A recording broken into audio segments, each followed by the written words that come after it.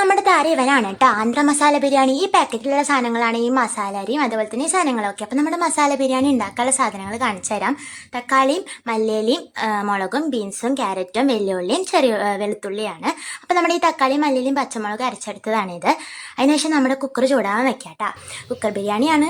അതിനുശേഷം നമ്മുടെ വെല്ലുള്ളി, നമ്മുടെ വെളുത്തുള്ളി അരച്ച പേസ്റ്റ് നമുക്ക് ആദ്യം ഇടാം. പിന്നെ തക്കാളി മല്ലിയിലയും മുളക് അരച്ച പേസ്റ്റ് ഇടാം. അതിനുശേഷം നമുക്ക് പച്ചക്കറികളൊക്കെ ഇടാം കേട്ടോ, അരിഞ്ഞ് വെച്ചത്.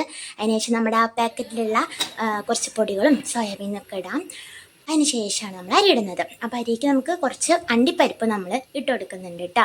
അപ്പോൾ ഒരു കപ്പ് അരിക്ക് രണ്ട് കപ്പ് വെള്ളം എന്നുള്ള രീതിക്കാണ് നമ്മൾ ഒഴിച്ചു കൊടുക്കുന്നത്. നമ്മൾ വെള്ളമൊക്കെ ഒഴിച്ചിട്ട് എന്നിട്ട് നമ്മൾ ഉപ്പിട്ട് കൊടുക്കുക കേട്ടോ പാകത്തിന്.